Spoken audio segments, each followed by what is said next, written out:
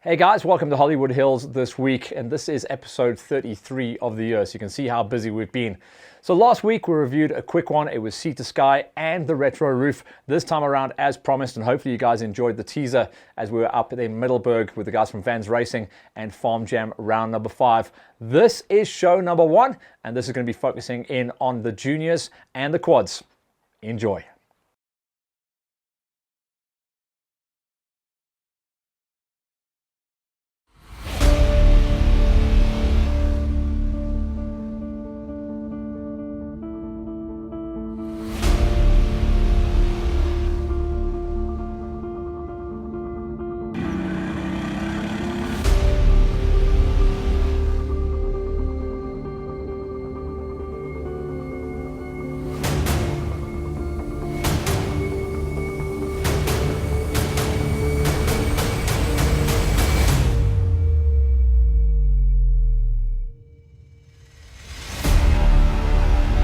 Behind these farm jams are getting awesome. How's the 4x4 run on these loops?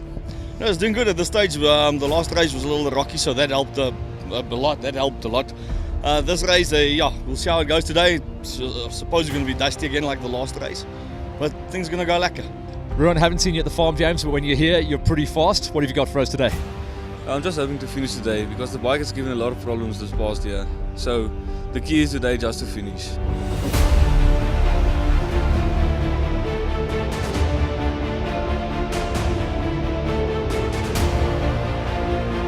Richard, awesome round at the last farm jam. What have you got for us today?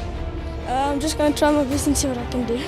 Tell me about the competition as well, because it looks like the guys are queuing up. You had a real dice last time, eh? Yes, there's a lot of competition now. I saw some new bikes coming in, so looking forward for the race.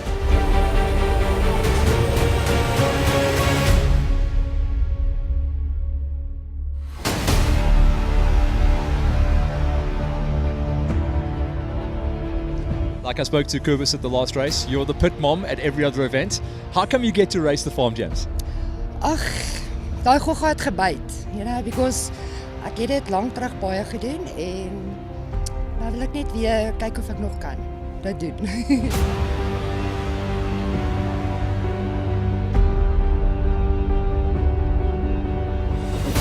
I think it's going to play into your game as well. I chatted to the guys last night around the fire. 25k loop, but much more tech. No, that's going to be lekker because on the top end, this is not too fast on the top end, but in the shorter pieces, I think I'll take them. Dit gaan taai wees, maar ek gaan my bes te probeer en dit rustig vat. Yeah, I love technical. Well, that's what I'm used to. So I'm hoping that it'll just stay on the bike and let's see how it goes today.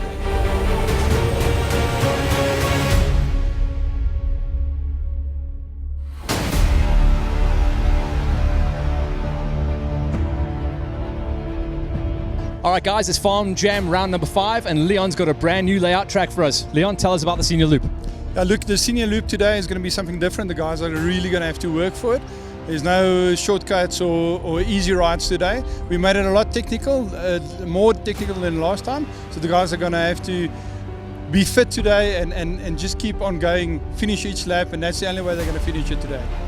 Tell me what's been changed as well. Obviously, a couple of straights, but you've thrown it much more technical. Is it more rocks, more forest, or more gorges for the guys to handle? Yeah, definitely more rocks, more twisty turnies. So in between every section there is some straights where you can relax, and then they go back into the technical stuff. The reason obviously for that is this time of the year we have plenty of dust and we want to keep it as safe as possible for the riders. So I hope they enjoy the day. It's going to be something special.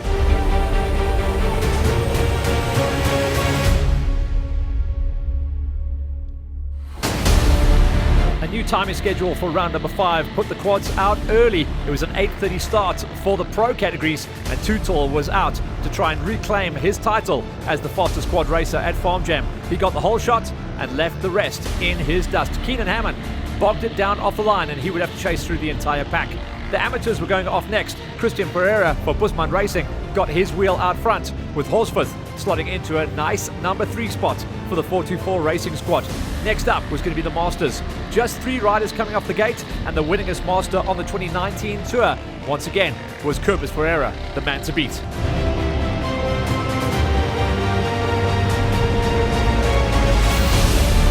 The Weekend Warriors gave us a nice busy gate as well. There was just under 10 of these guys going out into the wilderness.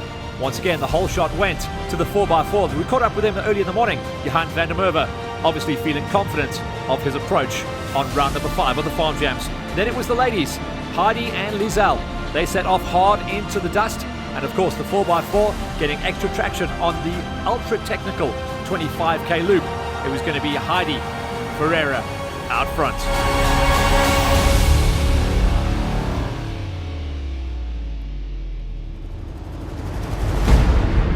The tech nature of the loop came into play early on. Out of the forest, through the dust, and into the rocks was going to be the major part of the first couple of kilometers of the loop before all the quads could start stretching their legs. The first rocky hill climb at least opened things up. The guys were able to breathe and get themselves into the zone. But all riders were going to suffer from arm pump early on in the loop, and it would take almost the entire 25Ks to get things warmed up and get good to go. The lead quads were on for a 5-lap racing format come the end of the racing day. The riders that were able to pull the whole shots were definitely going to have the advantage in the early stages, but because of the technical nature on the 25k loop here at round 5 of the Farm Jam, it wasn't all about the whole shot, and you could make some passes in the tech if you could just get those skills and get those elbows up. A very fun field for the quads was going to set things up for the rest of the day.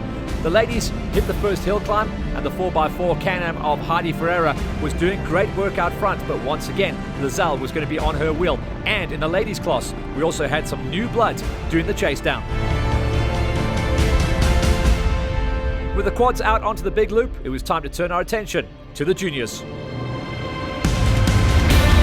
Webster had been the main man at round number 4. He couldn't pull the whole shot, and he was down into 3rd place at the pin.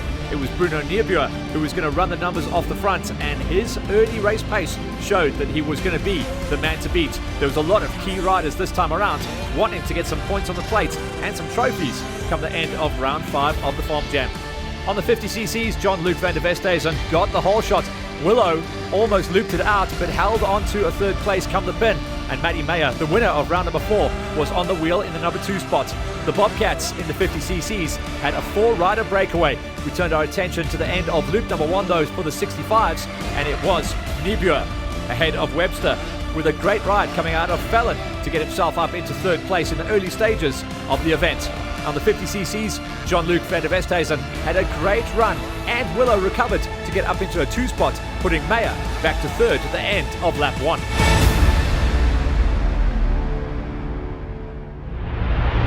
On the big 25k quad loop, the whole shot had been converted into a lead at the end of lap number 1. That was too tall. Johan Oosthuizen running off the front, and he had a big gap over the rest of the field. The big story, though, was the man that had made all of the passes, stalling out on the line and making all the passes to get up into the 2 spot and right on the wheel as well of the race leader. That was Keenan Hammond. A good run this time around from Manus Taron. He had some fuel issue problems at the previous round that robbed him of a podium.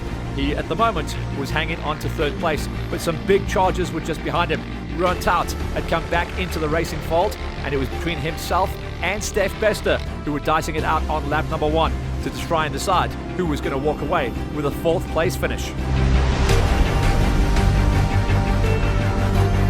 Not too far behind those two, but obviously suffering in the dust of lap number 1 was Stefan Ferreira. If anyone else made mistakes up the road, he was going to be able to climb the ladder. The lead and the whole shot coming out of the amateurs was his brother, Christian Ferreira. He'd done a great job to get himself up ahead of some key riders. Jono Horsforth, who had made the switch 2 rounds ago from his Polaris onto the LTR, was starting to find the pace good for his style of riding. And in the Masters, the whole shot coming out of a 3-rider gate was once again Cobus Ferreira, and he was running off into the distance. In fact, now climbing his way up inside of a top 10 overall.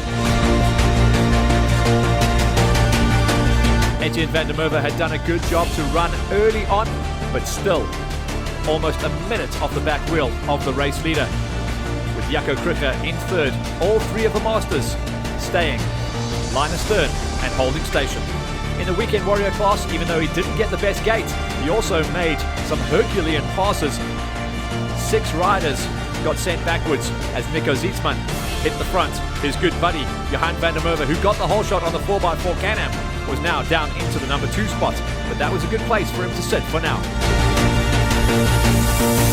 He wouldn't have to ease off too much though, as Reinhard van Jaarsveld was up into 3rd place, and finding good form. He'd held number 2 spot the whole way through lap number 1 until the last couple of kilometers. So these 3 were the riders to watch. In the ladies class, a good hole shot converted. Heidi Ferreira was running the numbers off front, but watch out, Lizelle van der Merwe was building pace in the number 2 spot. The ladies were on for some good pace, and it was also great to see some new blood coming in late on in the season. Round 5 of the Farm Jam welcomed Rihanna Blomoff for her first ever race, and she was positioned in a possible 3rd place podium spot.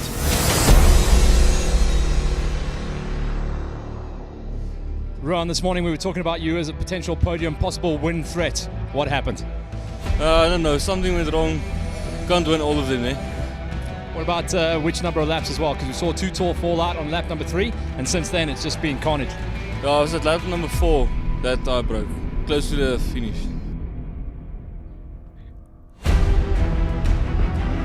Some heartache and drama for the quad racers, but no issues for our junior racers. The 65cc Bobcat Pro, Bruno Niebuhr, was pulling the pin and putting over a minute into his closest rival, at this stage still number 2 spot, going to Richard Webster. A change up for 3rd place as we started to see Sean Katsivas come through. He was now up into the final podium placing, 3rd place for him. After the last lap, Bruno got told that he was off the front. As long as he brought it home clean and clear, he was going to be seeing the checkers at round number 5. For Webster, he'd have been crushed as he dominated proceedings at round number 4, but this time around, he was going to have to settle for the lowest step of the podium, and a great ride for Katsivas saw him bringing home the bacon. In the 50cc's, this is how close it was going into the last couple of laps. Jean-Luc van der Westhuizen and Maddie Meyer separated by just mere seconds, with Willow consolidating her 3rd place ride for the Johnson clan.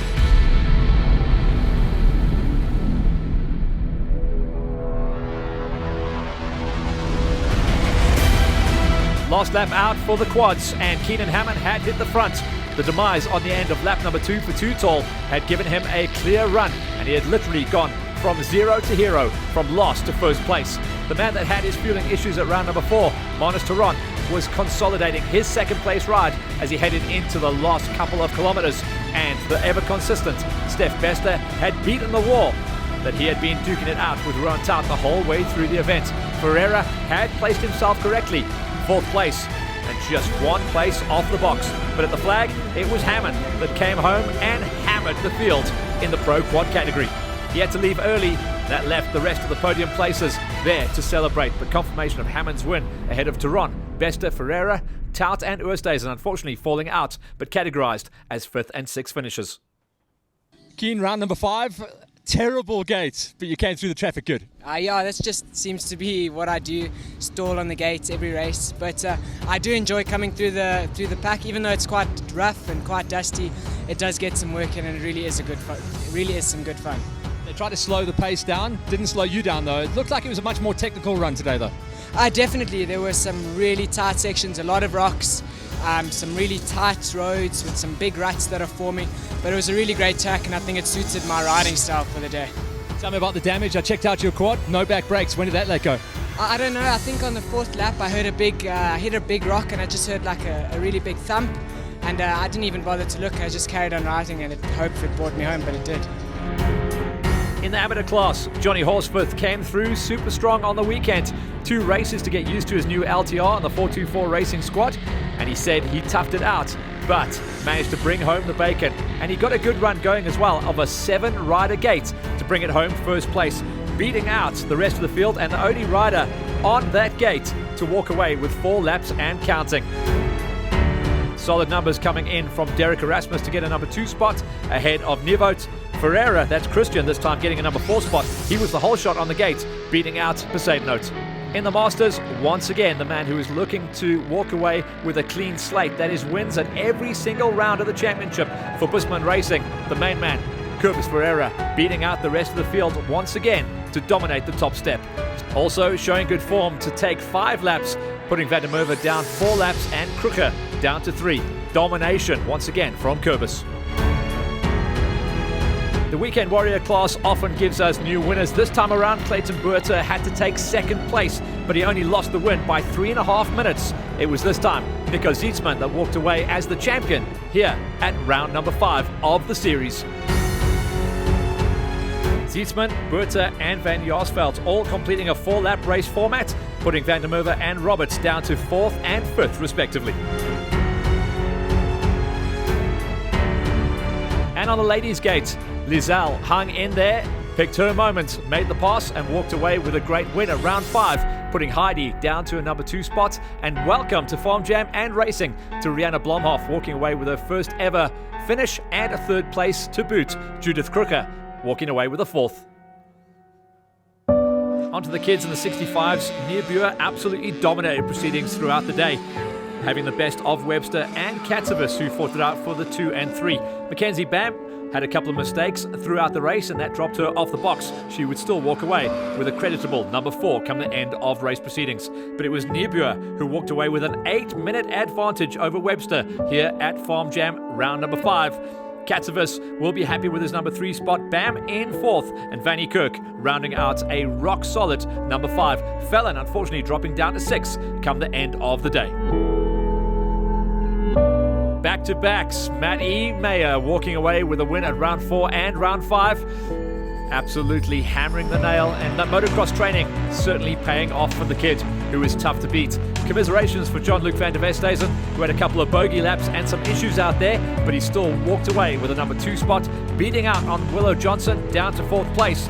It was Nell, Fallon and Milan that rounded out our top 6 finishers in the 50s. Maddie, you are doing so well at these farm jams. What do you like the most about these tracks? The fun part is all the straights, very long straights and the corners and all of the sandy bits. You're a bit of a motocross kid, aren't you? So do you prefer motocross or this when you're out there in the dust? Mostly I like both, but I like this a little bit more because it's more fun. So tell me what's next for you as well, because your dad's there thinking he has to get you a bigger bike next year. Is it on the cards? Yeah. 65s? Yeah. And that's it from round number 5 for our juniors and our quad racers, who gave us some incredible morning racing, and the early start certainly helped things out for the quads and the juniors. Watch out for next week's show, where we focus in on our 2-wheel races, which gave us stacked gates throughout all classes. Thanks once again for all of the families and everyone making it a great event as we close in on the end of our championship race season.